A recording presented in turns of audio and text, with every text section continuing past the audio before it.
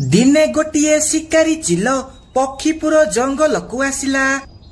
से गोटिए जगारे जाल थोई गछ पछपटे लुचिकी रहिला। तापरे किछि पक्षी आसी से जालरे पड़ीगले। से सही पक्षी मानकु नेई ता घर को चलीगला। एमिति से चिल सबुदिन आसी पक्षी मानकर शिकार कला। धीरे धीरे पक्षी मानक संख्या कम हेबाकु लागिला। लुसी तमे आउ बाहर को जीवनी। से शिकारी चिल सबुदिन आसी पक्षी मानकु शिकार करी नेई जाउची। एबे मु दाना आनिबाकु जीवी। तमे जमा भी बाहर को जीवनी। से शिकारी भयरे जंगलर पक्षी माने घरु बाहरु नाहांती।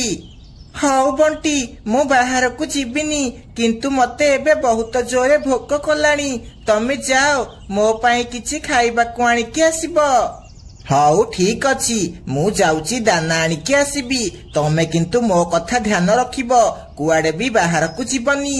आरे हाँ बाबा, मु जमारू बाहर को जीविनी। तापरे बंटी लुसी पाई दाना आनिबाकु गला। आरे आजी कोन केही भी पक्षी मो जालरे पड़ु नाहांती। लागुची एमाने बहुत चालाक हेई गलेनी। हौ आउ किछि समय अपेक्षा करिबा। आरे एते समय हेई गलानी, बंटी कोन खाद्य नेई आसी नाहांती। ना मु आउ अपेक्षा करि परिबिनी। जाउची जदि ए पाख पाखरे किछि दाना पड़िथिबो ताकु खाइबी। एहा कही लुसी दाना खाइबाकु गला। आउ बाटरे बुली बुली किछि दाना खाइबाकु लागिला।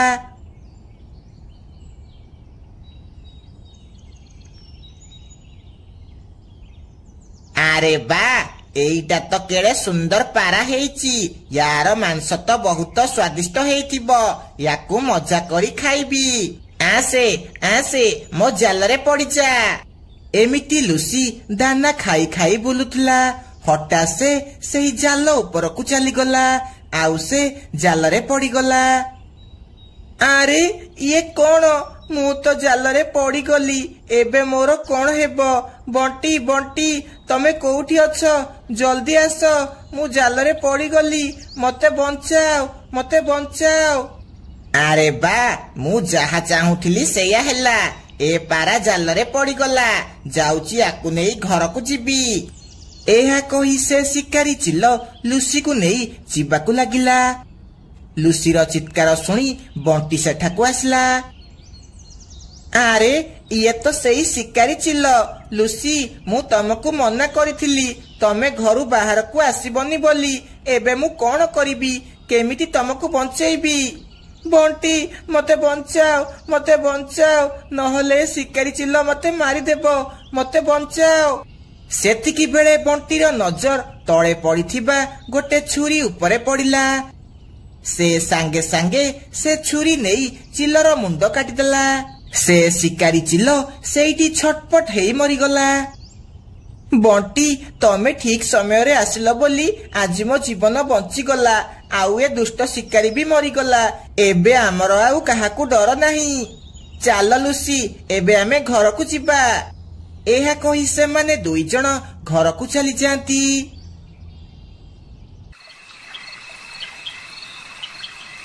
रातिरे सेही शिकारीर कटा मुंड गोटे भयंकर भूत हेई जाए। हा हा हा हा, मते मारिकी भाबुच सबु शेष हेई गला। एबे तो खेल आरंभ हेला। एबे मु काहाकू भी छाड़ीबिनी। समस्तंको मारी रक्त पीबी। आउ तम दुई जन स्वामी स्त्री को जमारू छाड़ीबिनी। हा हा हा हा हा। एहा कही से कटा मुंड जंगल सारा बुलिबाकु लागिला। आउ ता आगकू जो पक्षी आसिला से ताकू मारी खाइगला। धीरे धीरे ए कथा जंगल सारा व्यापी गला। आरे लुसी तमे जानिच से शिकारीर कटा मुंड एबे भूत हेई जंगल सारा बुलुची। आउ ता आगकू जो पक्षी आसुची से ताकू खाई दउची। एबे आमे कोन करिबा? से तो आमको भी खोजुथिबो। से आमको भी छाड़ीबनी। ଏବେ ତ ମତେ ଆଉ ନିଦ ହେବନି। ତମେ ତାକୁ ମାରିଥିଲ, ସେ ଯେମିତି ହେଲେ ତମକୁ ମାରିବା ପାଇଁ ଖୋଜୁଥିବ। ବଣ୍ଟି କିଛି ଗୋଟେ କର, ମତେ ବହୁତ ଡର ଲାଗିଲାଣି। ହଁ ଚାଲ ଆମେ ଏବେ ତାନ୍ତ୍ରିକ ପାଖକୁ ଯିବା।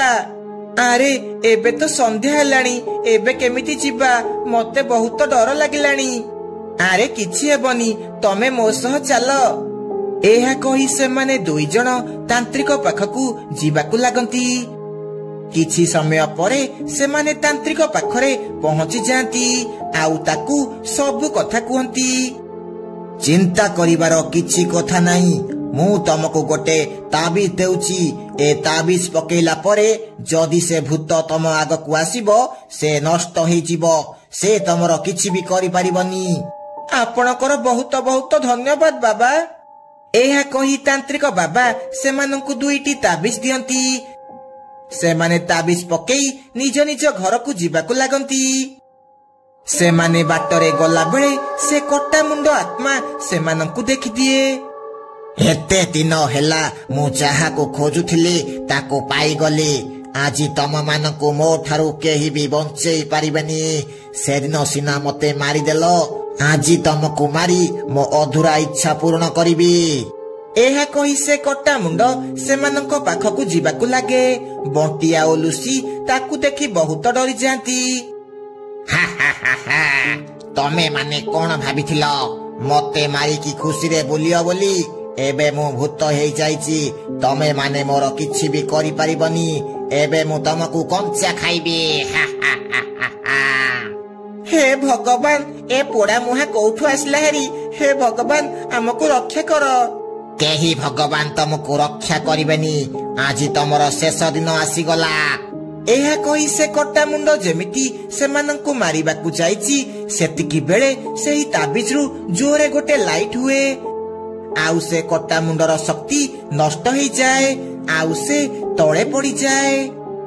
ବଣ୍ଟି, ସେ ତାନ୍ତ୍ରିକର ତାବିଜ କାମରେ ଆସିଲା। ହଁ ହଁ ଚାଲ ଆମେ ଏବେ ଘରକୁ ପଳେଇବା। ଏହା କହି ସେମାନେ ଦୁଇ ଜଣ ସେଠାରୁ ଚାଲିଯାଆନ୍ତି। ଆରେ ଏଇଟା କଣ? ମୁଁ କିଛି ଦିନ ବାହାରକୁ କଣ ଚାଲିଗଲି, ଜଙ୍ଗଲରେ ଗୁଣ୍ଡାଗିରି ଷ୍ଟାର୍ଟ ହେଇଗଲା। ମଧୁବନ ଜଙ୍ଗଲରେ ମିନୁ ଚଢେଇ ତା ସ୍ୱାମୀ ସୋନୁ ଆଉ ଝିଅ ଗୁଡି ସହ ରହୁଥିଲା। ସୋନୁ ଚଢେଇ ଗୋଟିଏ ଅଫିସରେ କାମ କରୁଥିଲା। ଗୋଟିଏ ଦିନ ରାତିରେ ସୋନୁ କାମ ସାରି ଘରକୁ ଫେରିଲା। ମିନୁ, ମୋ ଟ୍ରାନ୍ସଫର ହେଇଯାଇଛି ସୁନ୍ଦରବନ ଜଙ୍ଗଲରେ। ଆମକୁ ଏବେ ସେଠି ଯାଇ ରହିବାକୁ ପଡିବ। କଣ ସୁନ୍ଦରବନ ଜଙ୍ଗଲ? ମୁଁ ଶୁଣିଛି ସେ ଜଙ୍ଗଲ ଜମାରୁ ଭଲ ନୁହଁ। ଆରେ ଭଲ ହେଉ କି ଖରାପ, ଆମକୁ ତ ଯିବାକୁ ପଡିବ, ନହେଲେ ମତେ କାମ କୋଉଠୁ ମିଳିବ? ହଁ ବାପା, ମୋ ସାଙ୍ଗମାନେ କହୁଥିଲେ ସୁନ୍ଦରବନ ଜଙ୍ଗଲରେ ଗୋଟିଏ ଚଢେଇର ଆତ୍ମା ରହୁଛି। ସେ ପକ୍ଷୀମାନଙ୍କର ଆଖି ଚୋରେଇକି ନେଇଯାଉଛି। ସେମିତି କିଛି ନାହିଁ ଝିଅ, ଏସବୁ କଥା ବେକାର। ଆରେ 6 ମାସର କଥା, ଆମେ 6 ମାସ ପରେ ଫେରି ଆସିବା।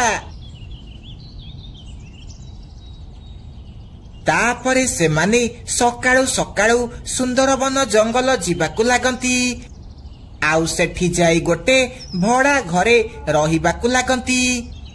ଗୁଡିର ବାହାଘର ଠିକ ହେଇଯାଇଥିଲା।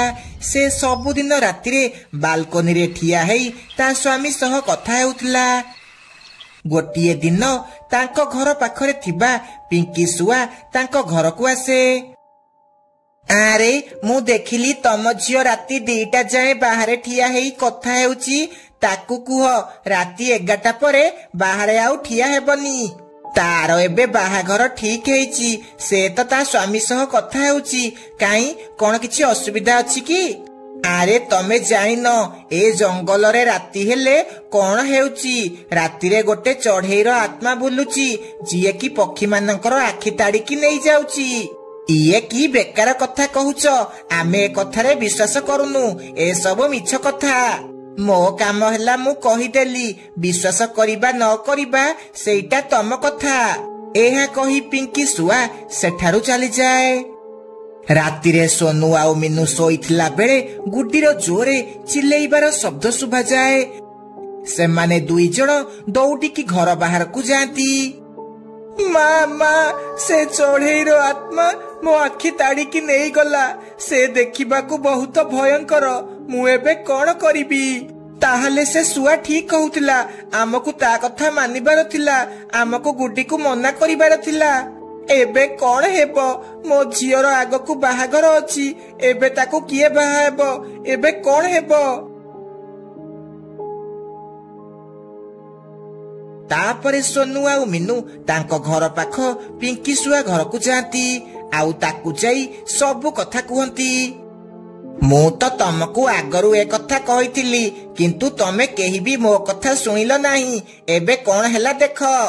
ଆମକୁ କ୍ଷମା କରିଦିଅ ଭଉଣୀ, ଆମେ ତମ କଥା ମାନିଲୁନି। ଏବେ ମୁଁ କଣ କରିବି? ମୋ ଝିଅ ଆଖି କେମିତି ଫେରିବ? ସେ ଚଢେଇ ଆତ୍ମା କିଏ? ସେ କାହିଁକି ସବୁ ପକ୍ଷୀମାନଙ୍କର ଆଖି ତାଡିକି ନେଇଯାଉଛି? ଏ କଥା ତ କେହି ବି ଜାଣିନାହାନ୍ତି ସେ ଚଢେଇ ଆତ୍ମା କିଏ। କିନ୍ତୁ ଗାଁ ବାଲା କହୁଛନ୍ତି ସେ ଆତ୍ମା ପଛରେ ଗୋଟିଏ ତାନ୍ତ୍ରିକର ହାତ ଅଛି, ଯିଏକି ସେ ଆତ୍ମାକୁ ଗୁଲାମ କରିକି ରଖିଛି। ଆଉ ତା ଦ୍ୱାରା ସବୁ ପକ୍ଷୀମାନଙ୍କର ଆଖି ତାଡିକି ନେଇଯାଉଛି। ଯଦି ଆମେ ସେ ଆତ୍ମାର ପିଛା କରିବା ତାହେଲେ ଜାଣିପାରିବା ସେ ତାନ୍ତ୍ରିକ କଣ ପାଇଁ ସେ ଆତ୍ମା ଦ୍ୱାରା ଏମିତି କାମ କରାଉଛି। କିଛି ପକ୍ଷୀ ସେ ଆତ୍ମାର ପିଛା କରିଥିଲେ, କିନ୍ତୁ ସେମାନେ ଏବେ ଯାଏ ଘରକୁ ଫେରି ନାହାନ୍ତି। ସେମାନଙ୍କର ଆତାପତା କିଛି ବି ମିଳୁନି। ସେ ଯାହା ବି ହେଇଯାଉ, ଆମେ ଆମ ଝିଅର ଆଖି ପାଇଁ ଆମ ଦ୍ୱାରା ଯାହା ବି ହେବ ଆମେ କରିବୁ। ସେଇଦିନ ରାତିରେ ମିନୁ ଚଢେଇ ତା ଆଖି ଉପରେ ନକଲି ଆଖି ଲଗେଇକି ଘର ବାହାରେ ଠିଆ ହୁଏ। ସେତିକି ବେଳେ ସେ ଚଢେଇର ଆତ୍ମା ସେଠାକୁ ଆସେ। ଆରେ ବା, ଆଜି କଣ ଶିକାର ନିଜେ ଆସି ବାହାରେ ଠିଆ ହେଇଛି।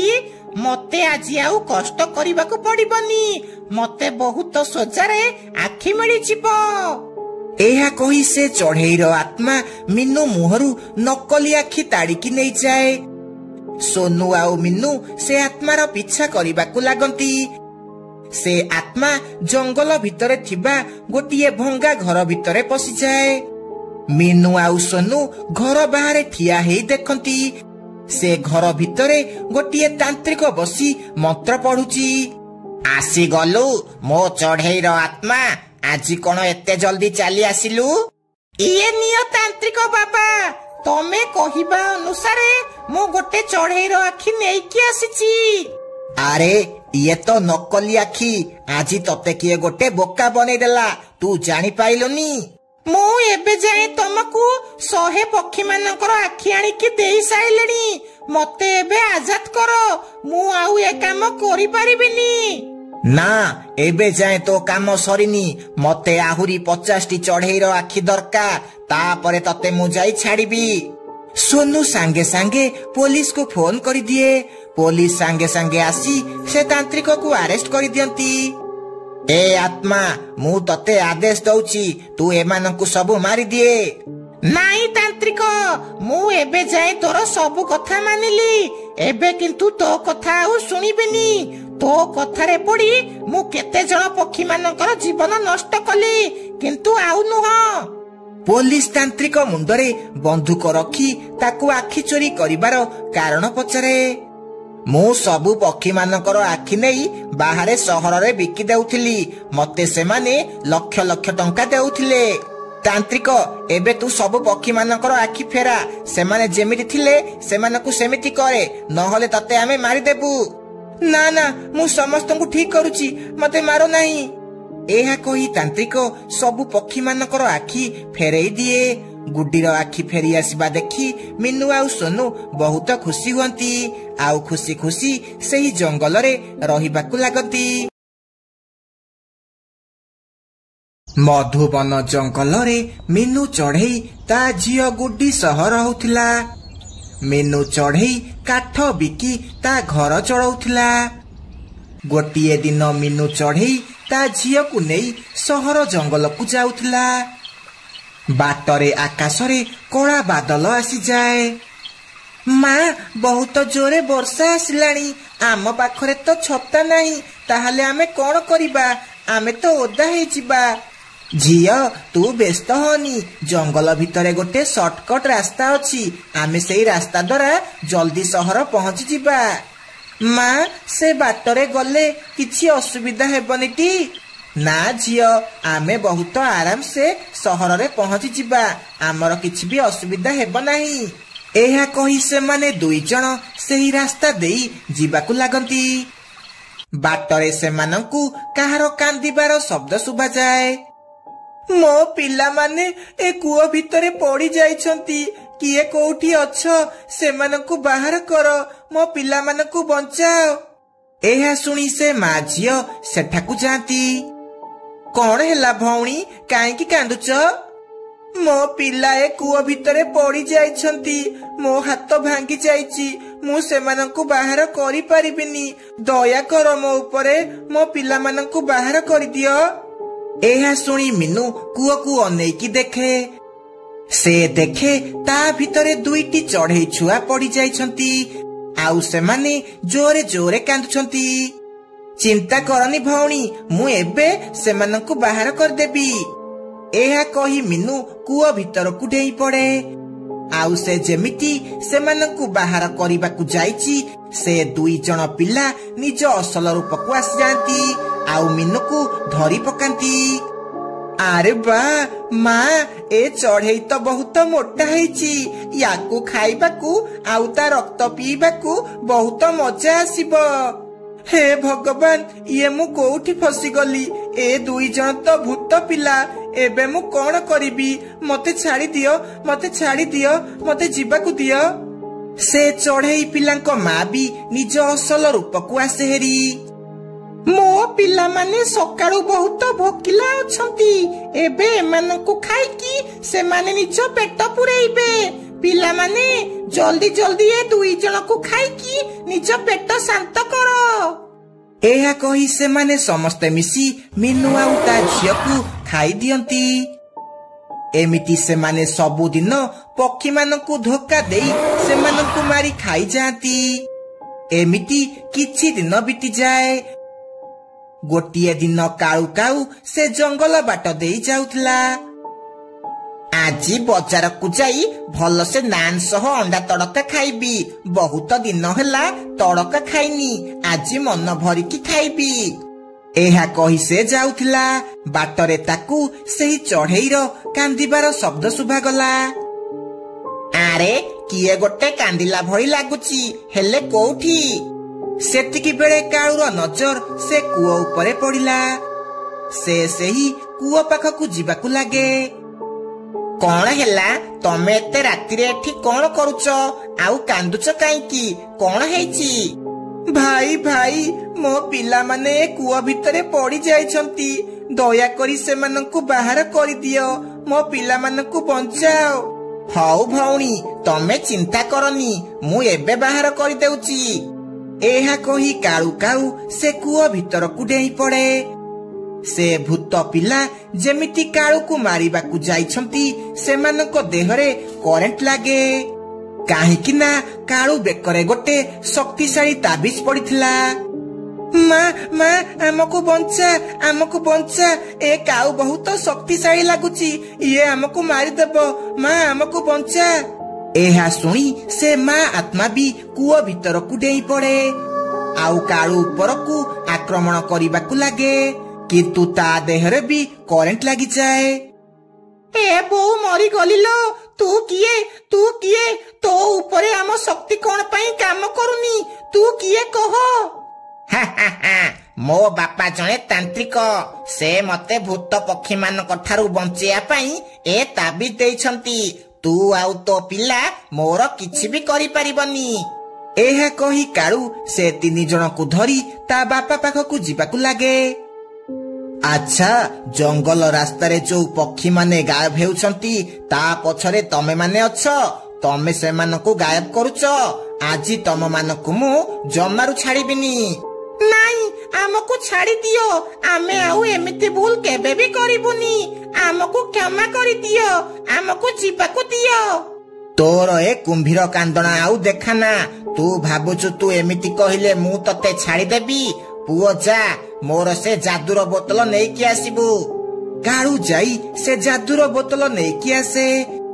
ତାପରେ କାଳୁର ବାପା ତା ମନ୍ତ୍ର ଶକ୍ତି ଦ୍ୱାରା ସେ 3 ଜଣକୁ ସେ ବୋତଲ ଭିତରେ ସବୁଦିନ ପାଇଁ ବନ୍ଦ କରିଦିଏ। ତାପରେ ସେହି ଦିନଠୁ ସମସ୍ତେ ସେହି କୂଅ ବାଟ ଦେଇ ଖୁସିରେ ଯିବାକୁ ଲାଗିଲେ। ରାତି 12ଟା ସମୟ ହେଇଥିଲା। ଚାରିଆଡେ ଘନ ଅନ୍ଧାର। ସେତିକି ବେଳେ ବଣ୍ଟି କାମରୁ ଘରକୁ ଫେରୁଥିଲା। ଏ ରାସ୍ତା କେତେ ଅନ୍ଧାର ହେଇଛି, ଆଜି ବହୁତ ଡେରି ହେଇଗଲା। ଆସିଲା ବେଳକୁ ଯାଉଛି ଜଲ୍ଦି ଜଲ୍ଦି ଘରକୁ ଯିବି, ବହୁତ ଜୋରେ ଭୋକ ବି କଲାଣି। ଏମିତି କହି ବଣ୍ଟି ସେହି ବାଟ ଦେଇ ଯାଉଥିଲା। ସେତିକି ବେଳେ ଜୋର ବେଗରେ ଗୋଟେ ଟ୍ରାକ୍ଟର ଆସେ, ଆଉ ବଣ୍ଟି ପାଖରେ ଉଡେଇକି ନେଇକି ଯାଏ। ଆରେ ବାପରେ, ଇଏ କେତେ ଜୋରେ ଗାଡି ନେଇକି ଗଲା। ଯଦି ମୋ ଦେହରେ ବାଡେଇ ହେଇଥାନ୍ତା ତାହେଲେ ଏତେବେଳକୁ ମୁଁ ମରି ସାରନ୍ତାଣି। ସେ ଏମିତି କହି ଭାବୁଥିଲା ବେଳେ ପୋଲିସ ଗାଡି ଟ୍ରାକ୍ଟର ପିଛା କରି କରି ସେଠାକୁ ଆସେ। ଆରେ ଭାଇ, ତୋର କିଛି ହେଇନିଟି? ତୋ ଦେହରେ ଗାଡି ବାଜିନିଟି? ନା ନା ସାର୍, ମୋ ଦେହରେ ବାଜିନି। ଯଦି ବାଜିଥାନ୍ତା ଆଉ କଣ ମୁଁ ବଞ୍ଚିଥାନ୍ତି? ତୋ ଭାଗ୍ୟ ଭଲ, ତୁ ଆଜି ବଞ୍ଚିଗଲୁ। ନହେଲେ ଯିଏ ସେ ଟ୍ରାକ୍ଟର ଆଗକୁ ଆସିଛି ସେ ଏବେ ଯାଏ ବଞ୍ଚିନି। ଏ ଟ୍ରାକ୍ଟର ଏବେ ଯାଏ 100ରୁ ଅଧିକ ପକ୍ଷୀ ମାନଙ୍କୁ ମାରି ସାରିଲାଣି। ମୁଁ 6 ମାସ ହେଲା ଏ ଟ୍ରାକ୍ଟର ପିଛା କଲାଣି, କିନ୍ତୁ ମୁଁ ତାକୁ ଧରି ପାରୁନି। କୁଆଡେ ଗାୟବ ହେଇଯାଉଛି, କିଛି ଜାଣି ହେଉନି। ହେ ଭଗବାନ, ତମ ଯୋଗୁ ଆଜି ବଞ୍ଚିଗଲି। ତମର ବହୁତ ବହୁତ ଧନ୍ୟବାଦ। ଧନ୍ୟବାଦ ଘରେ ଯାଇକି କରିବୁ। ଜଲ୍ଦି ଘରକୁ ଯା, ନହେଲେ ସେ ଟ୍ରାକ୍ଟର ପୁଣି ଥରେ ଆସିପାରେ। ଜଲ୍ଦି ଏଠୁ ପଳା। ଏହା କହି ପୋଲିସ ସେଠାରୁ ଚାଲିଯାଏ। ବଣ୍ଟି ବି ଜୋରେ ଜୋରେ ଦୌଡ଼ି ଦୌଡ଼ି ଘରକୁ ପଳାଏ। ସେ ଘରକୁ ଯାଇ ଶୋଇବାକୁ ଚେଷ୍ଟା କରେ, କିନ୍ତୁ ତାକୁ ଜମାରୁ ନିଦ ଆସେ ନାହିଁ। ତା ଆଖି ଆଗରେ ସେ ଟ୍ରାକ୍ଟର କଥା ଖାଲି ଆସେ। ଆରେ, ସେ ଟ୍ରାକ୍ଟର ତ ମୋ ଆଗରେ ପୁରା ଥିଲା, କିନ୍ତୁ ସେ ମୋ ଦେହରେ ବାଡେଇଲାନି କାହିଁକି? ସେ ସାଇଡ କରିକି କାହିଁକି ନେଲା? ସେ ପୋଲିସ ବାଲା ତ କହୁଥିଲା ତା ଆଗକୁ ଯିଏ ବି ଆସେ ସେ ତାକୁ ମାରିଦିଏ। ତାହେଲେ ସେ ମତେ କାହିଁକି ଛାଡିଦେଲା? ନା, କିଛି ତ ଗୋଟେ ରାଜ ଅଛି। ସକାଳୁ ଯେତେବେଳେ ବଣ୍ଟି କାମକୁ ଯାଉଥିଲା, ସେ ଦେଖିଲା ରାସ୍ତାରେ 4ଟି ପକ୍ଷୀଙ୍କର ଲାଶ ପଡିଛି, ଆଉ ବହୁତ ସାରା ପକ୍ଷୀ ସେଠାରେ ଜମା ହେଇଛନ୍ତି। ଆରେ ଭଉଣୀ, ଏଠି କଣ ହେଇଛି? ଏ ପକ୍ଷୀମାନଙ୍କୁ କିଏ ମାରିଲା? ଭାଇ, ମୁଁ ଠିକ ସେ ଜାଣିନି ଏମାନଙ୍କୁ କିଏ ମାରିଛି, କିନ୍ତୁ କିଛି ପକ୍ଷୀ କହୁଥିଲେ ସେମାନେ ଟ୍ରାକ୍ଟରର ଆବାଜ ଶୁଣିଥିଲେ। ସେଇ ଟ୍ରାକ୍ଟର ଏମାନଙ୍କୁ ଚକଡି ଦେବାରୁ ମରି ଯାଇଛନ୍ତି। ଏ ସବୁ କେତେଟା ସମୟରେ ହେଇଛି? ବାବୁ, ଆମେ ତ ରାତିରେ କାମ କରିକି ଆସି ଶୋଇ ପଡୁଛୁ, ହେଲେ କିଛି ପକ୍ଷୀ କହୁଥିଲେ ଏ ସବୁ ରାତି 12ଟାରେ ହେଇଛି। ସେମାନେ ଏମିତି କଥା ହେଉଥିଲା ବେଳେ ପୋଲିସ ଗାଡି ସେଠାକୁ ଆସେ। ଆରେ କଣ ହେଲା? ଏଠି କଣ କଥାବାର୍ତ୍ତା ଚାଲିଛି? ନାଇଁ ସାର୍, କିଛି ନାଇଁ, ମୁଁ କାମକୁ ଯାଉଥିଲି, ଏ ଭିଡ ଦେଖିକି ଏଠି ରହିଗଲି। ଆରେ, ତୁ ତ ସେଇ କାଲି ରାତିରେ ଦେଖା ହେଇଥିଲୁ, ଆଉ ତୁ ଆଜି ବି ଏଠି? ମତେ ତୋ ଉପରେ ସନ୍ଦେହ ହେଉଛି। କାଲି ସେ ଟ୍ରାକ୍ଟର ତୋର କିଛି କଲାନି, ଆଉ ଏ ଭିକାରୀ ମାନଙ୍କୁ ମାରିଦେଲା। କଥା କଣ? ତତେ ପୋଲିସ ଷ୍ଟେସନକୁ ନେବାକୁ ପଡିବ। ନାଇଁ ନାଇଁ ସାର୍, ମୋର କଣ ଦୋଷ? ମୁଁ ତ ଅଫିସ ଯାଉଥିଲି, ଖାଲି ଭିଡ ଦେଖିକି ରହିଗଲି। ମୁଁ ଯାଉଛି ସାର୍। ଏହା କହି ବଣ୍ଟି ସେଠାରୁ ଚାଲିଯାଏ। ଶୁଣେ ରଘୁ, ତୁ ଏ ପକ୍ଷୀ ଉପରେ ନଜର ରଖିବୁ। ମତେ କିଛି ଗଡବଡ ଲାଗୁଛି। ୟାର ସେ ଖୁନି ଟ୍ରାକ୍ଟର ସହ କିଛି ତ ସମ୍ପର୍କ ଅଛି। ବଣ୍ଟି ବାଟରେ ଗଲାବେଳେ ସେ ଟ୍ରାକ୍ଟର କଥା ଆଉ ସେ ପୋଲିସ କଥା ଭାବି ଭାବି ଯାଏ। ସେଦିନ ରାତିରେ ବି ତାକୁ ନିଦ ହୁଏ ନାହିଁ। ସେ ସେଇ କଥା ଖାଲି ଭାବିବାକୁ ଲାଗେ। ଆରେ ହଁ, ମନେ ପଡିଲା, ଲାଗୁଛି ଇଏ ସେଇ କୁନି ଯିଏ ତାର ପ୍ରତିଶୋଧ ନେବା ପାଇଁ ଆସିଛି। ସିଏ ହିଁ ସେଇ ଟ୍ରାକ୍ଟର ଚଲାଉଛି ଆଉ ସମସ୍ତଙ୍କୁ ମାରୁଛି। ଏହା କହି ବଣ୍ଟି ରାତି 12ଟା ଯେମିତି ହେଲା ସେଇ ରୋଡ ପାଖକୁ ଯିବାକୁ ଲାଗେ, ଆଉ ସେଠାକୁ ଯାଇ ରୋଡ ମଝିରେ ଠିଆ ହେଲା। ସେତିକି ବେଳେ ସେହି ଟ୍ରାକ୍ଟର ସେଠାକୁ ଆସିବାକୁ ଲାଗିଲା। ସେ ବଣ୍ଟିକୁ ଦେଖି ଜୋରେ ଜୋରେ ହର୍ନ ମାରିବାକୁ ଲାଗିଲା, କିନ୍ତୁ ବଣ୍ଟି ମଝିରୁ ହଟିଲା ନାହିଁ। ଶେଷକୁ ସେ ଟ୍ରାକ୍ଟର ସେଠାରେ ରହିଲା, ଆଉ ତା ଭିତରୁ କୁନିର ଆତ୍ମା ବାହାରିଲା।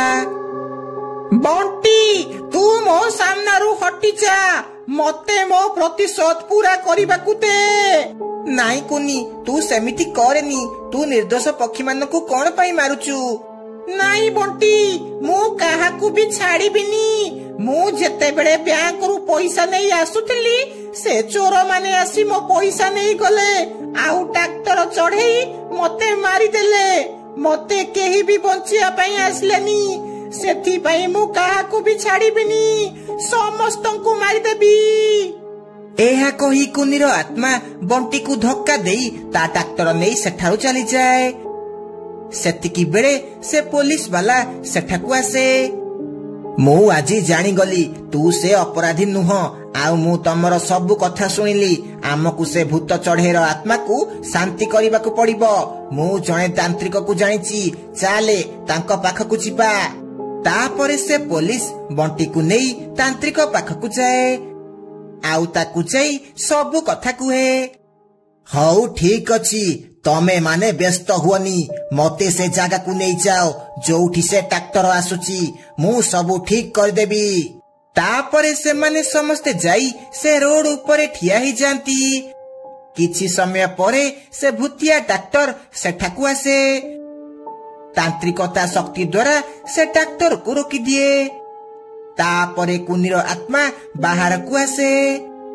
मो रास्तारू हटी जा तांत्रिक नहले मु तते भी मारी देबी। तू मोर किछि भी करि परिबुनी तू पक्षी मानकू मारिबा छाड़ी दे नहले तते मु भस्म करि देबी। तू मते कोन भस्म करिबू मु तते मारी देबी। एहा कही कुनीर आत्मा जेमिति तांत्रिक को मारिबा को जाईची तांत्रिकता मंत्र शक्ति द्वारा ताकू गोटे बोतल भितरे बंद करि दिए आउ ताकू नहीं नदी रे भसई दिए।